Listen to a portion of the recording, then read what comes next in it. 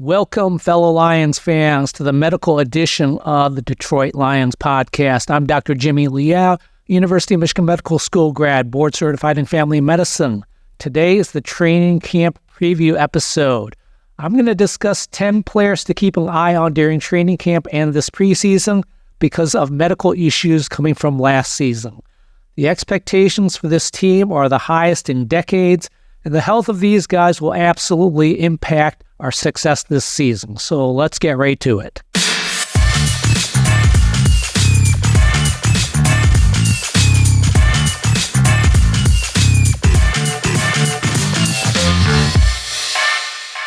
Let's start at number 1, the most intriguing guy on my list, and that's James Houston. He's entering the 3rd year of his career after missing almost all of last year due to a severe right high ankle sprain and fibula fracture.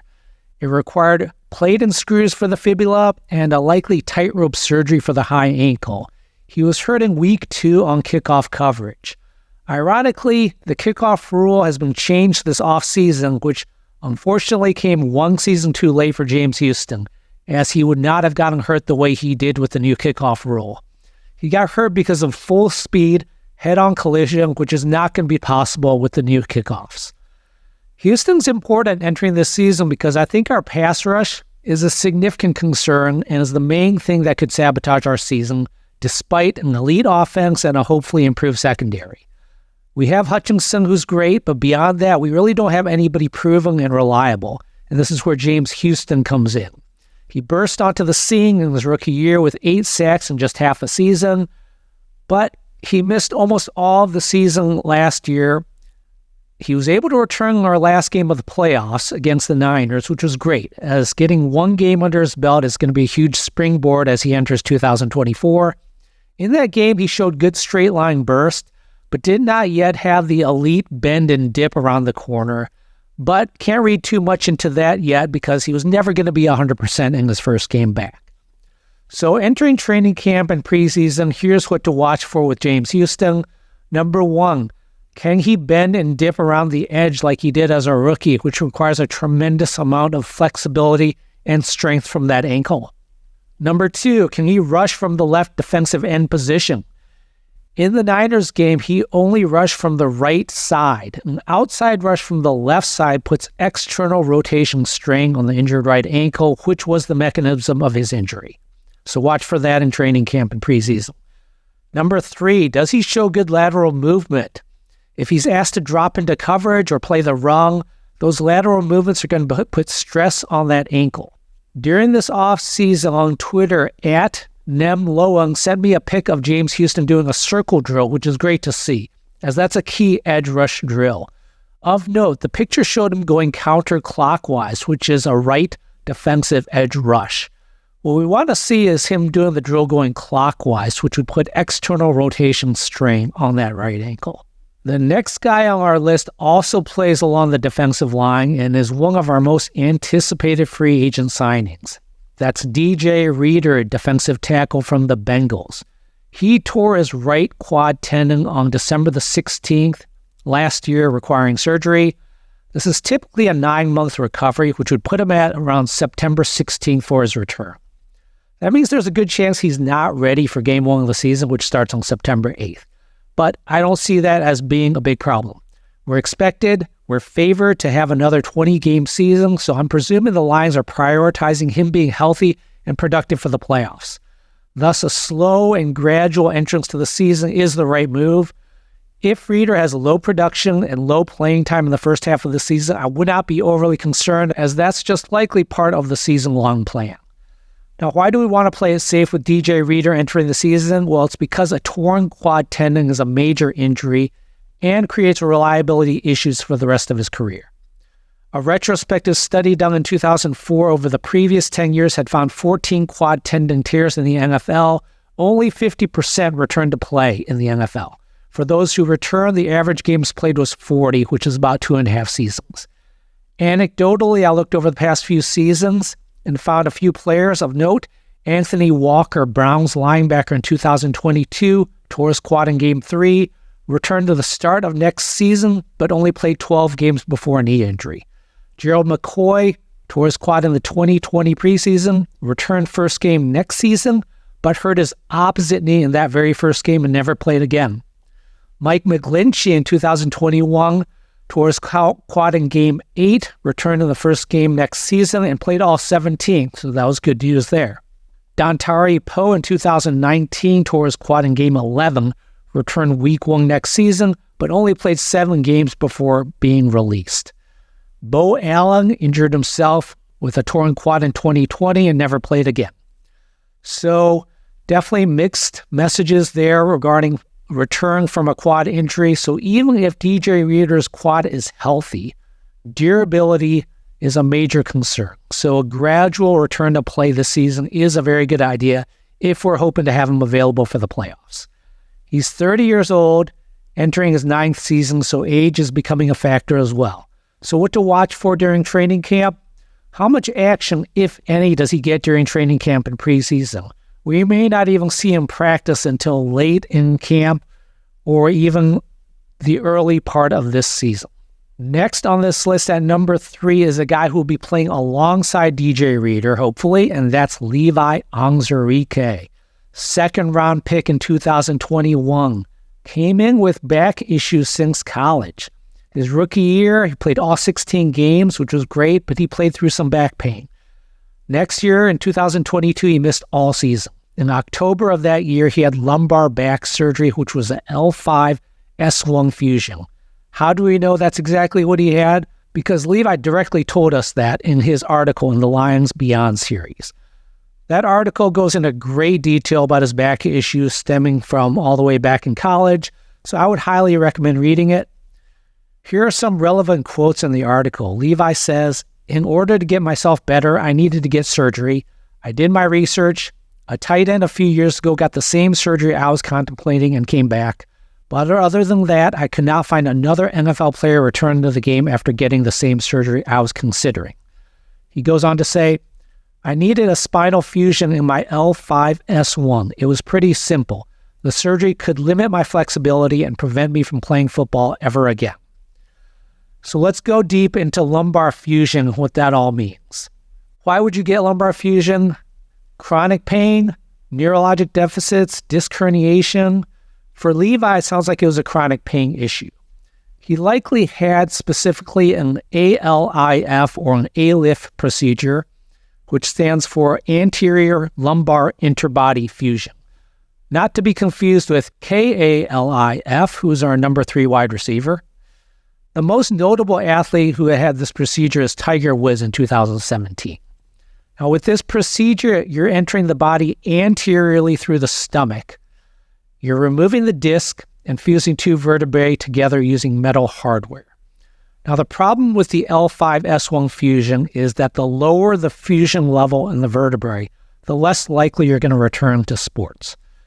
A study found that among athletes, only 20% returned with an L4 fusion, whereas 73% returned with a T12 fusion, which is only 4 vertebrae higher than L4. Now, once you get all the way up to the cervical area and the neck, the return to play is very high. Notable examples there are Peyton Manning, Savion Smith, we know from a couple years ago, who had to get cervical fusion following his temporary paralysis. Savion ended up being able to return to training camp but never made the team. And a recent case is Liao, who played 2 years in college after a cervical fusion and turned himself into a first-round pick. Lumbar fusions are not common to return to play from, so why is that?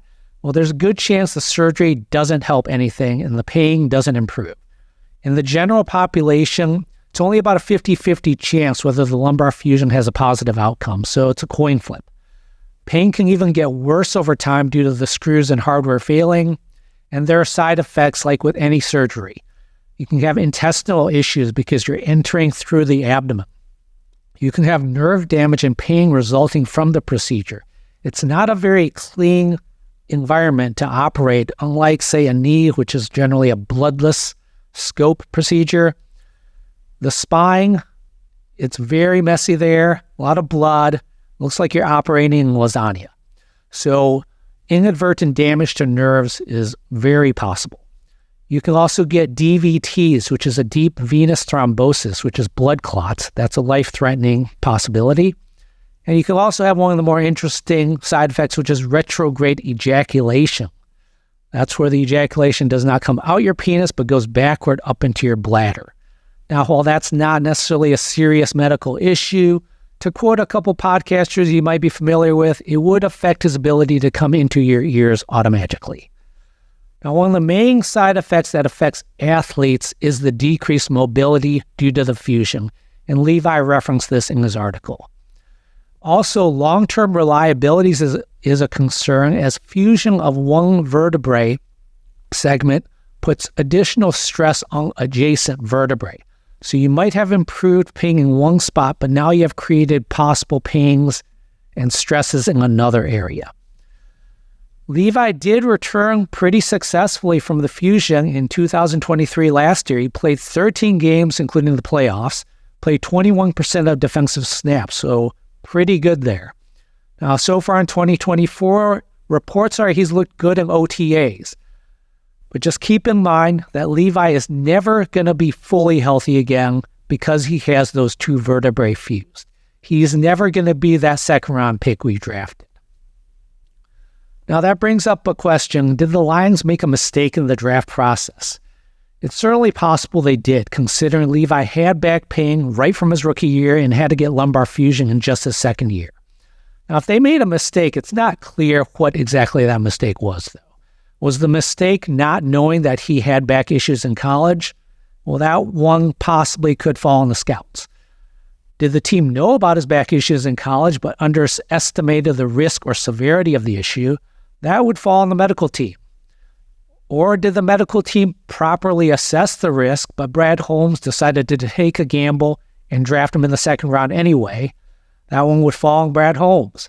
So certainly possible, though, that no mistake was made, as unexpected things happen all the time.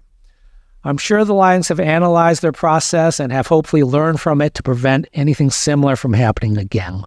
But you can't prevent everything, and you can't anticipate everything. So Levi's entering the fourth year of his rookie deal, the final year of his rookie deal, at 26 years old, which is still pretty young.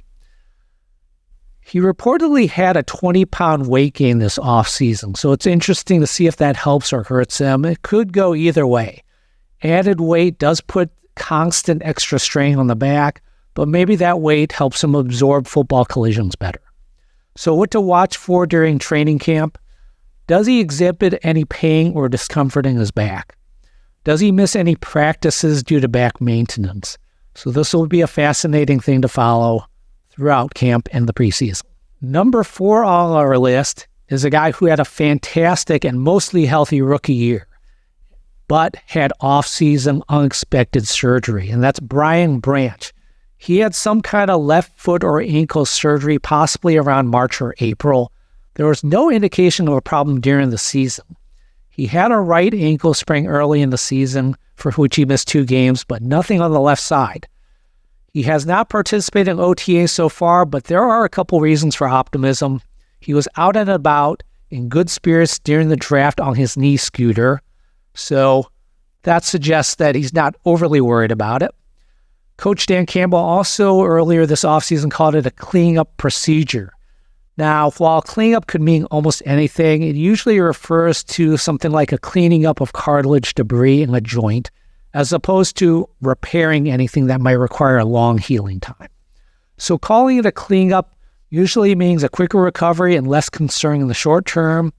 Now, there might be issues years down the line if there is cartilage damage, but I would expect him to be fully ready to go this season. Now, what to watch for in training camp? Let's see if he's out there at the start of camp, or if they have to work him in slowly. If he's out there at the start of camp, that's a great sign. If they're working him slowly, I wouldn't be overly concerned unless he's still limited closer to week 1. Number 5 on our list is another player who had unexpected surgery in the offseason, and that's Kirby Joseph, who had hip surgery.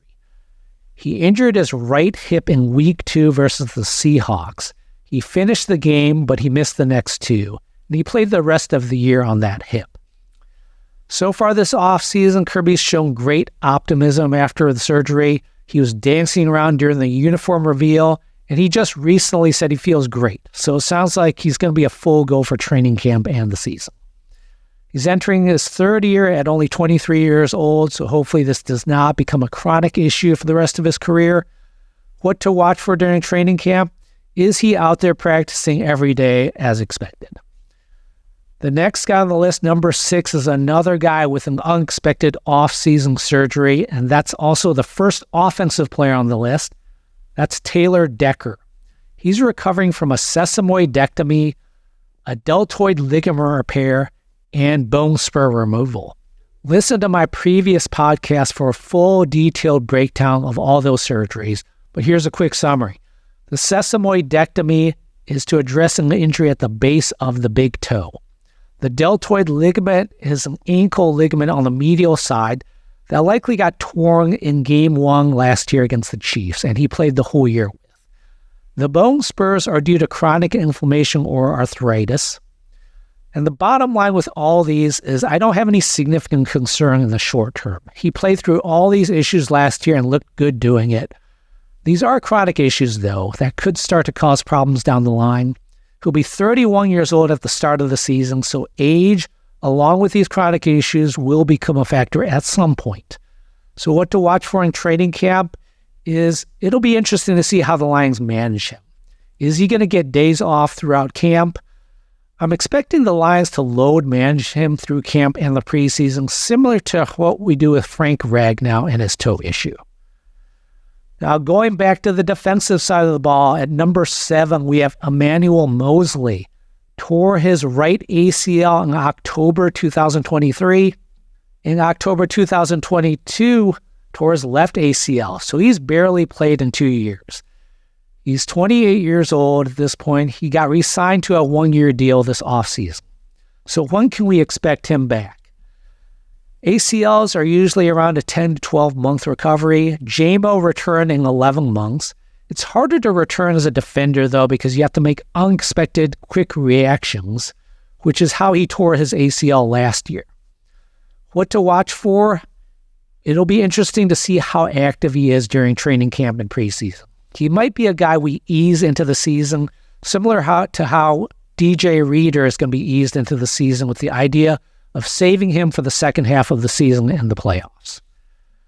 Now, another important player to our secondary comes in at number 8, and that's Ennis Rikstraw, our second-round pick. He had core muscle surgery around January of this year, 2024. He missed the Senior Bowl due to it, so he hasn't been in live game action since the surgery. Listen to my draft recap episode on May 4th for full details of Ennis and his core muscle surgeries. This is a common surgery in the NFL, and the success rate is high. However, there's always a chance that the symptoms don't fully improve and the underlying issue does not get corrected. Breaking news today from Jeff Risdon, I'm recording this Sunday, July 21st, is that Ennis will not be placed on PUP or NFI to start camp, which is very good news. Hopefully this means he's fully recovered from his core muscle surgery and is able to practice fully. So during training camp, what to watch for? Let's see if he's practicing fully. Let's see if he looks like the same player as he did in college. And also keep in mind, there is a risk that he ends up needing core muscle surgery on the opposite side. So that's something to keep an eye on. Another new player on the team pops in here at number 9. And it's a free agent defensive end from the Vikings. And that's Marcus Davenport. He's entering his 7th season and will be 28 years old at the start of this season. He had a highly concerning year last year from both an injury and a motivation standpoint. Had a right ankle injury before the start of the season, only appeared in 4 games. In one of the games, he only played 4 snaps before he got injured. In the final game of his season, he only played 17 snaps before a left high ankle sprain ended the season on October the 15th. He ended up having tightrope surgery and missed the rest of the year. The high ankle sprain doesn't seem to be as severe as James Houston's, but definitely still a concern going forward. So what to watch for with him? It's more of a mental, emotional watch than a physical watch. Is he motivated? Is he excited to play? There were some questions about that last year with the Vikings. Now, from a physical standpoint, he's coming off bilateral ankle injuries. The more concerning one is the left high ankle sprain, which could limit his ability to bend the corner on his edge rush. Same issue as James Houston, but just on the opposite side. Next on the list is a guy who's also recovering from ankle injuries as well as a knee issue, and that's Kevin Zeitler, free agent from Baltimore, who's slotted to start at right guard for us. He did not participate in minicamp this offseason, so there's some concern there. He missed the last 2 games of the regular season last year due to these issues, but he did play both playoff games, which is reassuring. There are reasons for concern, though, entering this year. He's 34 years old, entering his 13th season, so some kind of chronic knee or ankle issue at this point would not be surprising. He was only able to get a 1-year, $6 million contract on the open market, so teams may know something about his injuries that we don't. So what to watch for during training camp? Is he out there participating fully? If not, then maybe there is some kind of chronic issue with the knee and ankle that could cause problems this season. Now, there's other guys who we should keep an eye on, but who didn't make the list that I'm not overly concerned about. Khalif Raymond hurt his right knee in Week 18 last year and missed the entirety of the playoffs. I'm suspecting he had a right PCL sprain. That's not a long-term injury, and it heals up pretty well. Khalif was moving great at minicamp in June, so the PCL sprain is not an issue going to the season, and I expect him to be full go for training camp. Khalil Dorsey in minicamp in June hurt his right lower leg and was carted off, reported as a right ankle that was not serious, so I'm assuming he'll be ready to go during camp. Derek Barnes hurt his right knee, had a hyperextension and bone bruise in the 49er playoff game and did not return to that game. However, it looks like he's healed up well as he was participating fully in OTAs in May, so I expect him to be full go for camp. Zonovan Knight had a serious left shoulder injury that ended his season last year. I'm suspecting a shoulder dislocation with a labral tear. July 10th, just a couple weeks ago, he stated that he is cleared to play and ready to go, so he should be fine for camp. Now let's go over a couple other notes over the past few weeks that have popped up. Last episode, I went deep into Christian Mahogany's possible leg length discrepancy. A listener, Matt McCannis, who is a chiropractor, chimed in on Twitter that treatment with chiropractic would be an option. He says, I'm a chiropractor and I see unlevel hips daily, majority in patients with low back hip pain due to the SI joints being stiff or lost mobility. You can adjust the hips and SI joints and bring them back to level almost immediately. So thank you for that insight. I love that idea of trying chiropractic for a leg length discrepancy. So thank you for that, Dr. McManus. Now, an interesting thing that came out post-draft. If you listened to my draft preview episode, I had Johnny Newton as a severe concern due to his Jones fracture in his foot, for which he required surgery in January. Johnny Newton was drafted by the Washington Commanders in the second round, picked 36, and then immediately got Jones fracture surgery on his other foot after the draft. Now, Johnny Newton definitely knew about this issue before the draft and decided to wait until after the draft for revealing it. I highly doubt the Commanders knew about it prior to drafting him. Now, as I speculated before the draft, I strongly also suspect Kool-Aid McKinstry was trying to do the same thing, which is to hide his Jones fracture from teams until after getting drafted. But with his case, medical was able to find him out during his combine, and Kool-Aid ended up getting the surgery before the draft. So I think a big part of a scout's job is really to gather medical rumors about a player and relay this to the medical team so that they don't end up with this disastrous Johnny Newton situation. So really fascinating stuff here with these two players and their Jones fracture and what might be going on behind the scenes with those guys. Now, speaking of fascinating behind-the-scenes medical information, the Netflix Receiver show was fantastic. I would encourage anybody to watch that, especially we have Amon-Ra featured in it, and it climaxes with the NFC Championship game appearance, which is really exciting to see. There's tons of behind-the-scenes medical info in that show that we hardly ever get. So if you're interested in that, I'll definitely check out that show. I'm going to give you some thoughts on the medical issues we saw during the show. First of all, Amon-Ra had 3 separate issues referenced in the show.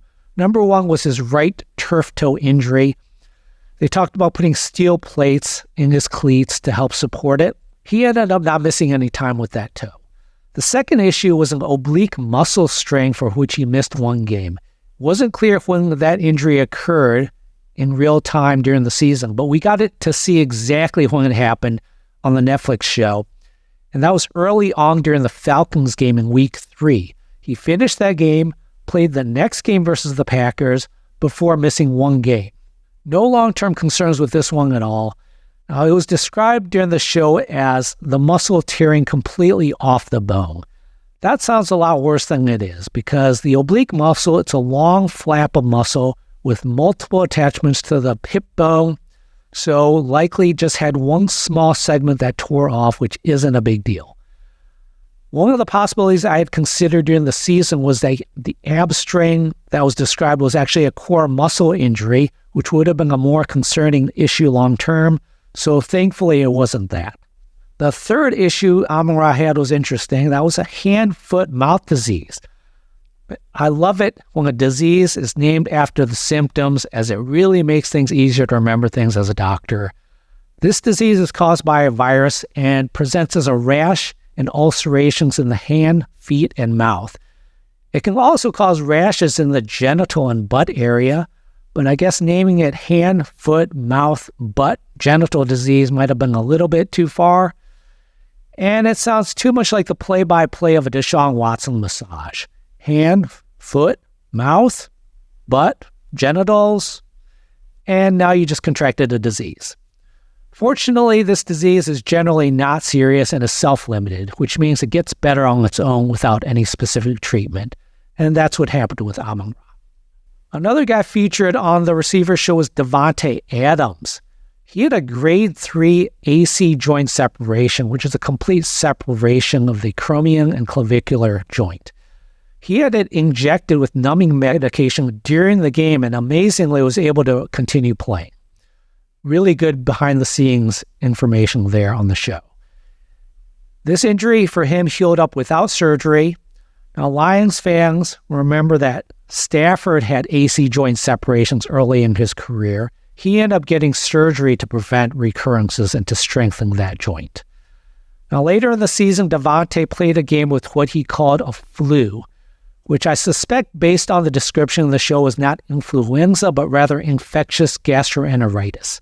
In the medical world, we don't call intestinal issues the flu, unless we're colloquially referring to it as the stomach flu to patients.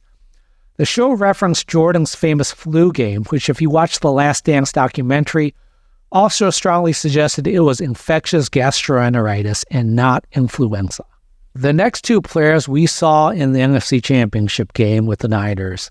First is Deebo Samuel, who had a left scapula hairline fracture early in the season and missed 3 games. In the Packers playoff game right before our game with them, he injured the scapula again. So there was a lot of interest going to our game. There was some misinformation online that the new injury in the Packers game was the opposite shoulder, but if you watch the tape of both the injuries, it was clearly the same shoulder, and the show confirmed this. Now, not only was it the same shoulder, but it was the same location in the scapula. It didn't affect him at all during our playoff game, though, which was a major factor in the Niner win. In the Super Bowl, Deebo had a hamstring strain, which limited him, and that may have affected the outcome of that game. George Kittle had an unspecified shoulder issue all year that was wrapped up and got aggravated in the Super Bowl. He left the Super Bowl briefly for an injection and was able to return. No specifics as far as what exact injury that was. I've done many shoulder injections, and it is a very straightforward, easy, low-risk thing to do. Usually you inject a numbing medication and a corticosteroid. The steroid is not an anabolic steroid. It's a steroid to help with inflammation. It helps decrease inflammation over time, but it takes a day or 2 to start kicking in, It does create a small risk of weakening tissues if you use it too much, though. With George Kittle, they may have left out the corticosteroid and just used a numbing medication in the Super Bowl, as the steroid would not have helped during that game anyway. Interestingly, Kittle got core muscle surgery this offseason, but that was not mentioned in the show at all. Justin Jefferson had a hamstring, which put him on IR that they talked about in the show quite a bit. Later in the season, he had hemoptysis, which is coughing up blood. This was an interesting case during the show. He was sent off in an ambulance to the ER. Now, the show didn't make it entirely clear the etiology or the cause of the hemoptysis. They said there was internal bruising on imaging and possibly a pulmonary contusion, but it wasn't clear if that was actually the cause of the hemoptysis. Often, coughing up blood has a benign cause, like a cut in the mouth or throat, or even a bloody nose or sinusitis. However, sometimes it can be a very serious thing, like something going on in the lungs, or a GI bleed, which is an intestinal bleed in the stomach or esophagus. That can be a life-threatening issue. So if they couldn't find a source of blood on the exam, sending him to the ER for imaging urgently was the right move. So that's it for today. Thanks for listening on podcasts. Thanks for watching on YouTube. Now, if you guys watch this on YouTube, I always add some pictures to help illustrate what I'm talking about. You aren't missing anything with the podcast, but if you want a little extra, you can always check it out on YouTube. Those of you who are going to training camp, keep an eye on all the guys I mentioned. Feel free to send me your observations you see during camp. Send it to my Twitter at JimmyLiaoMD. Last name is Liao, and I'll respond to it there, or I'll add it to my next episode. Talk to you guys next time.